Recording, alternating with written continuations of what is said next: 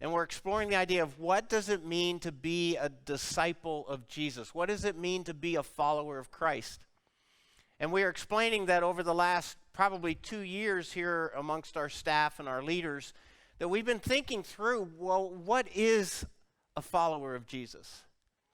And how would we try to explain that to a church family in a way that we could all get on the same page? We could all kind of pursue it together. And so we decided that we would explain it like these 3 ways, these 3 dimensions of what it means to be a disciple. We know that the disciples, they spent time with Jesus. So we're exploring this idea of what does it mean to be with Jesus, to have a relationship with him, and more importantly, to cultivate and nurture that relationship, particularly with this Jesus that we can't see. How do we do that? We also want to explore the idea of becoming like Jesus. Jesus had certain virtues, and he had certain character qualities, and he had certain values and priorities that he pursued, and how do we imitate that as his disciples? And then we also want to explore the idea later in the fall of doing what Jesus did. Like, what were some of the ways that Jesus specifically spent his time and his energy as priorities of his life, and how would we as followers of Christ follow him in those kinds of directions? So we'll be exploring that over the next several months of, like, we want to begin with, like, how in the world does a person cultivate a relationship with Jesus, and try to make sense of, like, how that actually works. Because the challenge of is we can't see him. And we can't have a conversation with him like you and I are accustomed to having a conversation. We can't just call him up and say, hey, you want to hang out together? That's not how the relationship works. And so how does it work? How do we cultivate a relationship with Jesus? You know, my temptation every week is to want to review what I shared with you last week. Then I end up eating a lot of valuable time for this week's message. So I want to encourage you, if you weren't here last Sunday, go to our website and visit the archives of messages, or you can also go on YouTube, our channel, and you can watch last week's message where we just opened up the discussion of what does it mean to have a relationship with Jesus who's divine. And we're human, and we can't see him, and we can't relate to him in the same ways that we're used to relating. So I encourage you to do that, but here's the 2 things I wanted to make sure that we understand. Last week I was trying to at least prepare us for the reality that there is no other relationship on earth that's like a relationship with Jesus, because he's divine and we're not. And so here's what I wanted to prepare you with, is that it's different. And so having a relationship with Jesus is different than any other relationship. So it might have to be cultivated and nurtured differently. The fact that we're dealing with God, that means that a relationship with Jesus at times will be very mysterious. There'll be things that we'll explore in the relationship that we're not accustomed to doing or to understanding, and it'll be mysterious. It'll be, for some people, it might seem weird. But that's part of what it is to relate to someone who's divine. And then a relationship with Jesus can at times be challenging because of its very unique nature, because it's not something that we're accustomed to doing. Let's go into the pursuit of a relationship with Jesus recognizing it will be different, it will be mysterious, and at times it's challenging. And so I left you with this thought, is that you can't cultivate a uniquely spiritual relationship between you and Jesus without honoring some uniquely spiritual habits. And today we're going to explore that a little bit more, and then the next 2 weeks I want to explore what some of those specific habits look like. The other thing that we explored last Sunday is the place of faith. That to have a relationship with Jesus, you have to make a step of faith. But faith isn't an odd thing. Faith is not some unfamiliar experience. I was explaining that all of us live by faith. Christians live by faith. Atheists live by faith.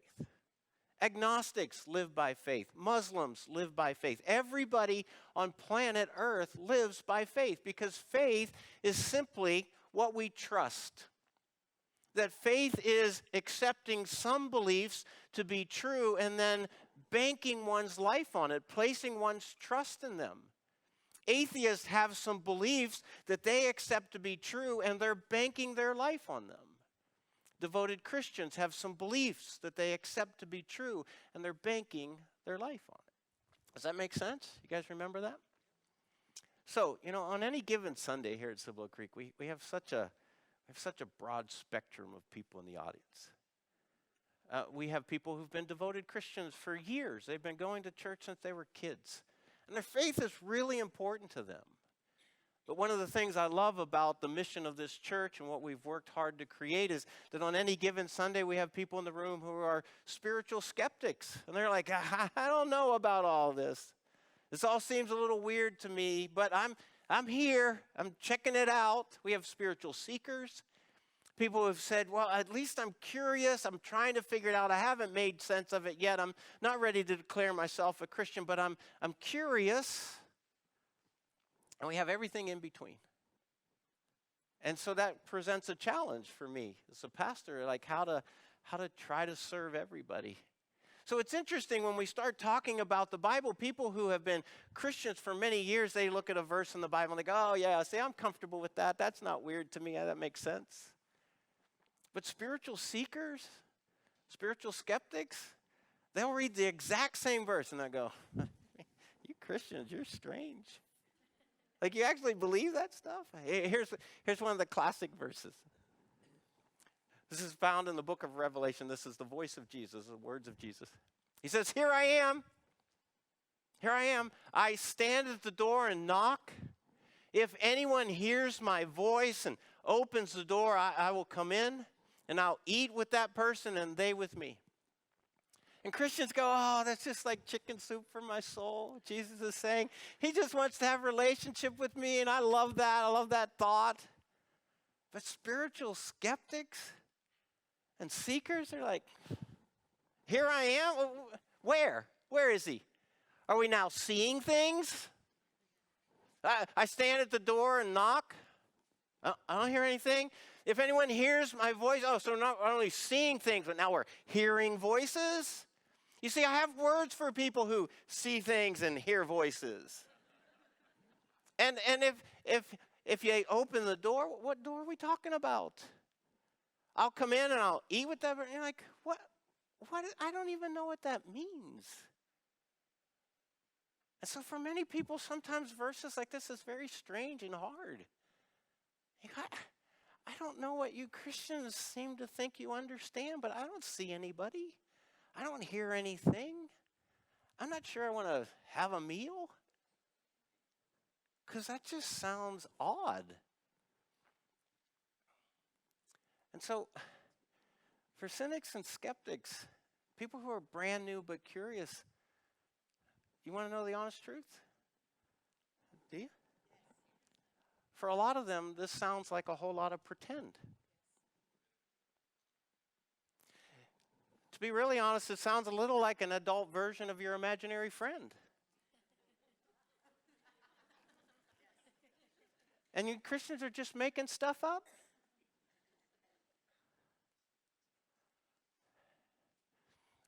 But have you ever stopped to think that maybe, just maybe, it might mean that it's not pretend and it's not some imaginary friend. It just may mean that Jesus relates to humans in a completely different way than we're accustomed to.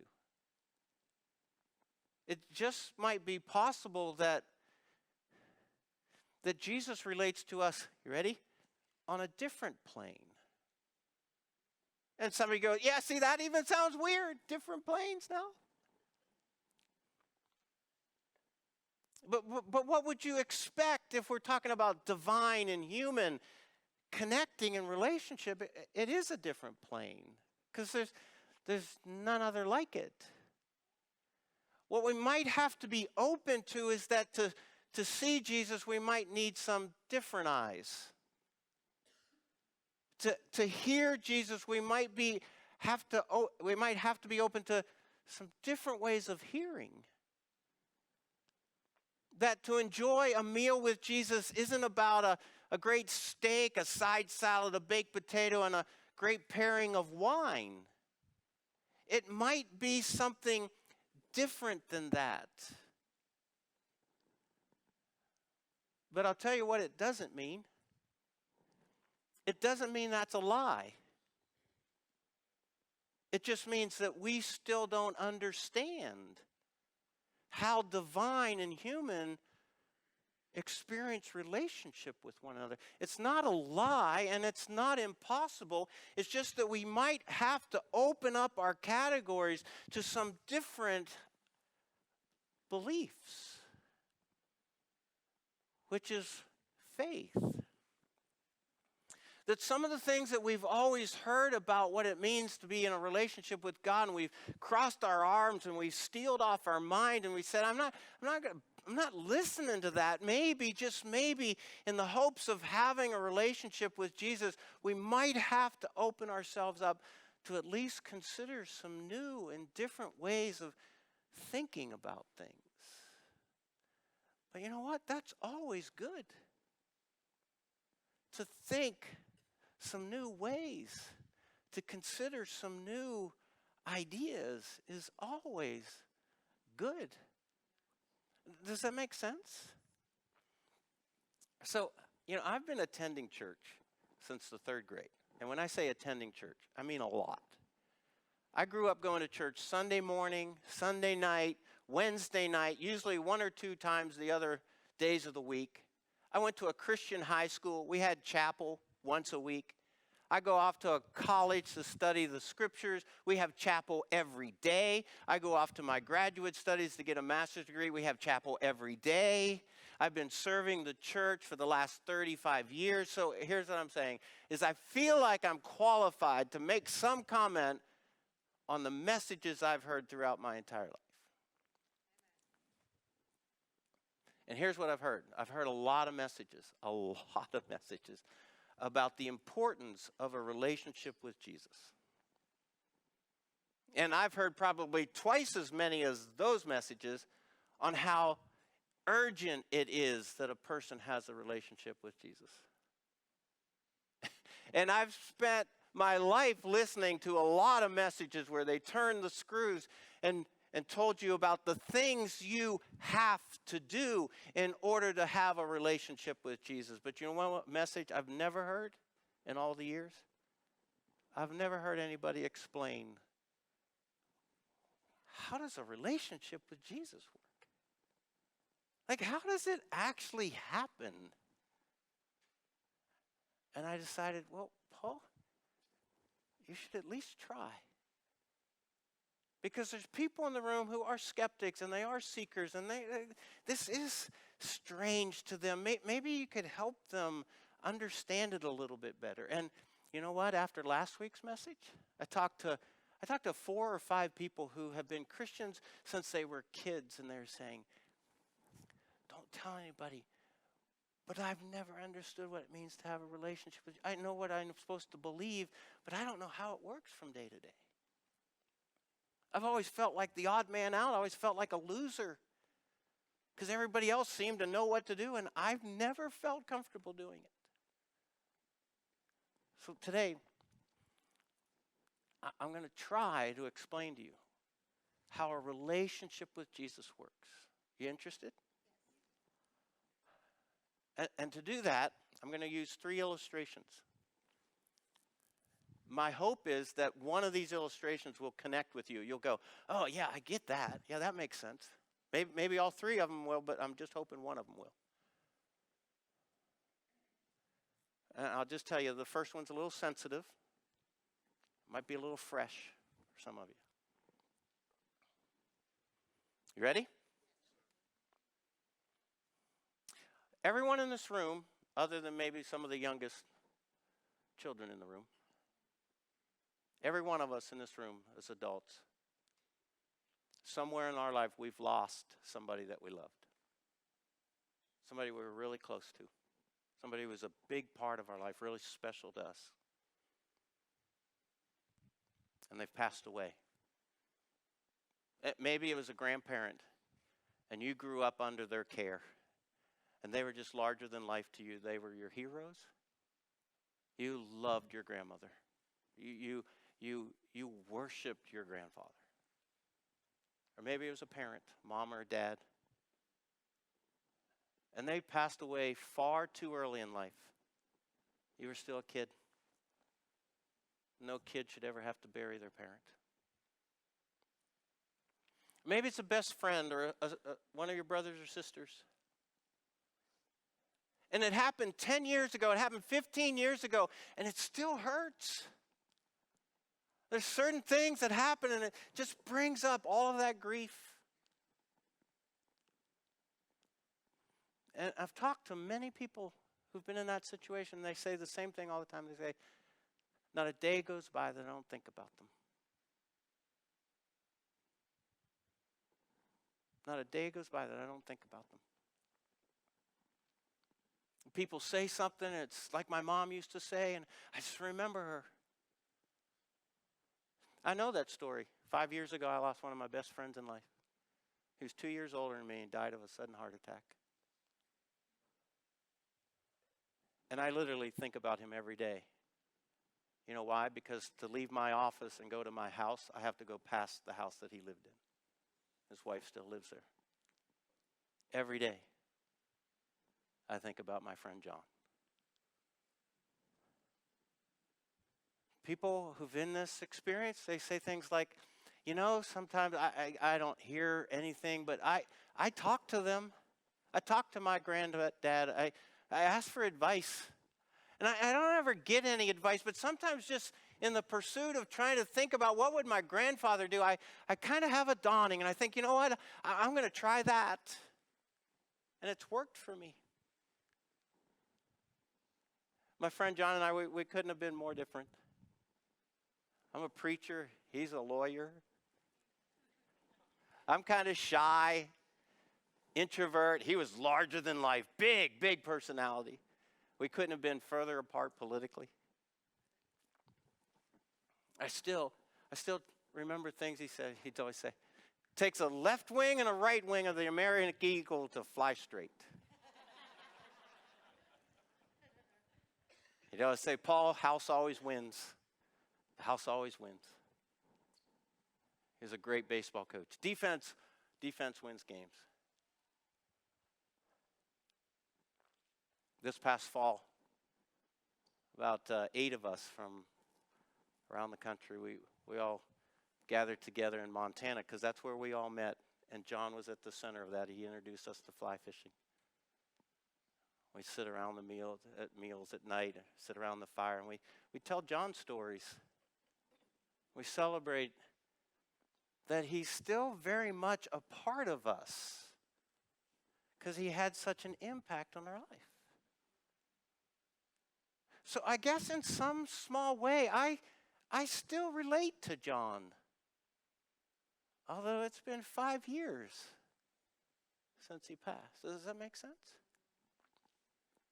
People talk about like experiences. They say, I saw a cardinal. I always think of my mom when I say a cardinal. I found a penny. I always think of my sister. I always think of a sister when I find a penny. I hear a song. The way somebody laughs.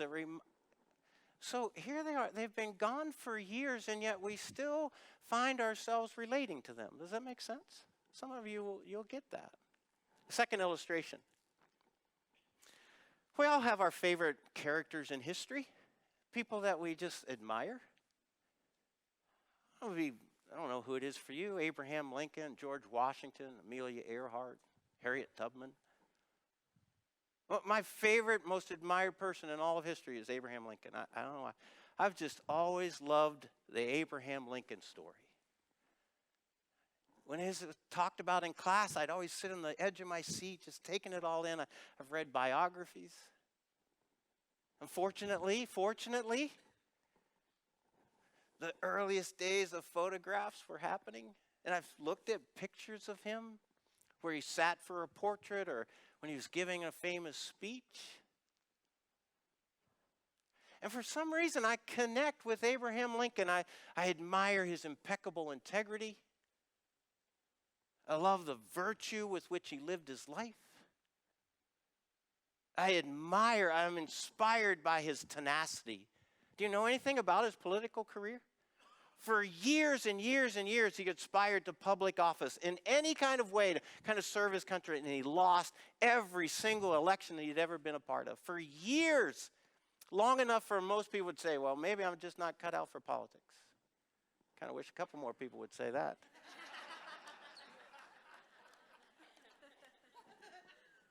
But then, lo and behold, he wins an election. He becomes the president of the United States in one of the most historical eras of our country's history. Millions of people in the country hate his guts, and he perseveres. He wrestles with all sorts of challenges in his marriage because mental illness had affected his relationship with his wife. They lost a son. And yet he just kept going. And he served his God and his country with his whole heart. And for some reason, I connect with that. I love Abraham Lincoln quotes. I love to hear stories. And so in some way, I relate to Abraham Lincoln. I've never met the guy. I've only heard stories about him, but I relate to him. I've developed some sort of a composite of who he is. Does that make sense? I just realized I have less than 2 minutes left.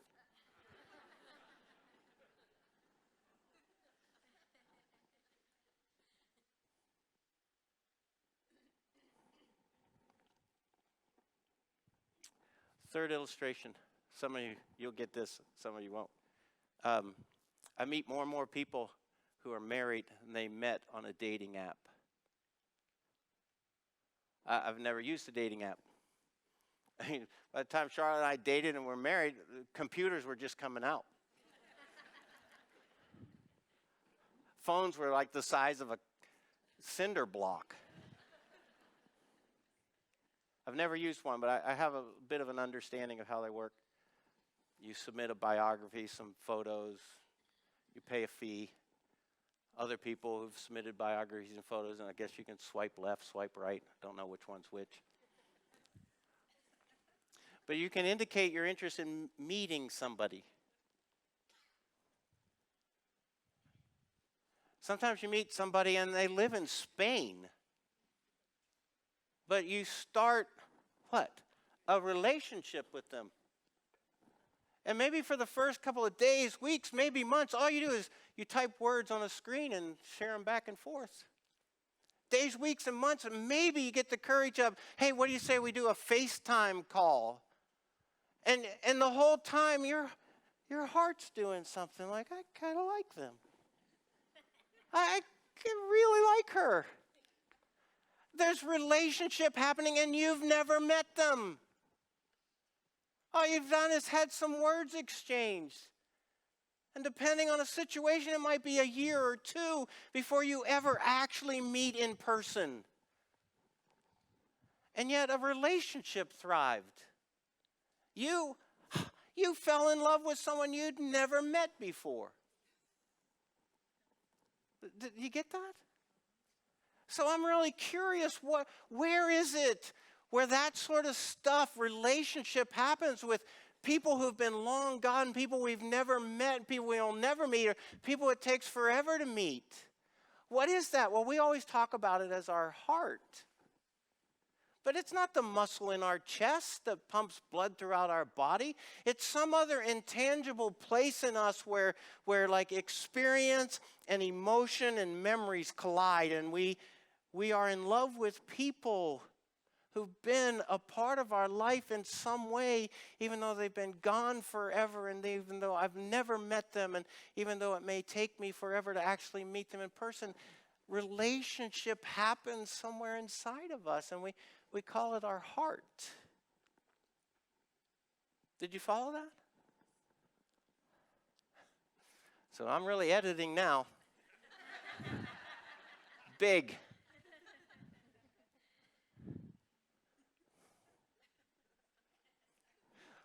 It's completely possible for the human heart, whatever that is. You ready? It might be the soul, where things collide that matter and have meaning. It's completely possible for the human heart to experience relationship with someone we can't see, we can't converse with, or have never met personally. Did you get all that?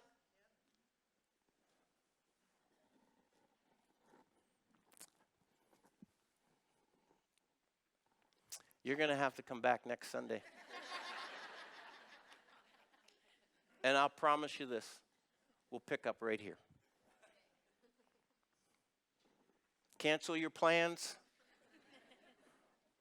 Go to Tahiti some other time. But I am determined to explain to you, to the very best of my ability, a very unique insight about how you have a relationship with a divine being that you've never met, you can't converse with. Because I believe it's not only possible, it's life-changing. You interested enough to come back? Good. Let me stand. Ask you to stand. I can't tell you how ticked off I am right now. I was so jazzed about this. I'll just let it percolate another week.